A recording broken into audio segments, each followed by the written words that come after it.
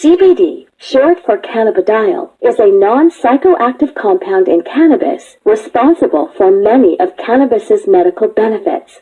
On the other hand, THC, short for tetrahydrocannabinol, is the psychoactive compound in marijuana that causes the high associated with cannabis use. They are two completely separate cannabinoids, which are a class of chemical compounds that interact with special receptors in our body called cannabinoid receptors. Dr. Sanjay Gupta, an American neurosurgeon and CNN's chief medical correspondent, changed his stance on the prohibition of cannabis while investigating its powerful therapeutic properties and witnessing CBD successfully treat Americans. He shocked mainstream America, saying, "We have been terribly and systematically misled for nearly 70 years in the United States, and I apologize for my role in that." Through Dr. Gupta's review of the history of cannabis, he found that it has been a legitimate medicine for at least 3,000 years.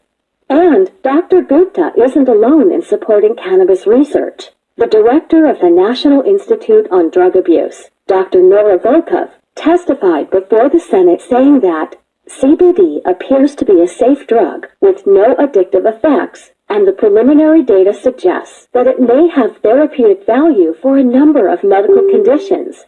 Research has shown that CBD can influence many conditions and bodily functions, including inflammation, neuropathic pain, autoimmune disease, energy regulation, metabolism, reproductive function, appetite, depression, anxiety, and even cancer. But how can one cannabinoid affect so many bodily processes without causing adverse side effects?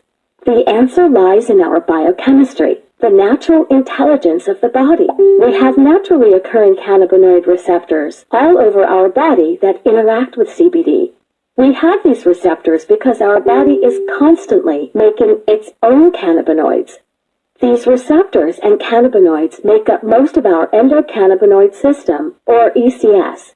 Our ECS is always in action, and if functioning properly, is a major factor in keeping us healthy. Many doctors now think that some people suffer from an endocannabinoid imbalance, known as clinical endocannabinoid deficiency, or CED. People suffering from CED may benefit by supplementing with cannabinoids such as CBD.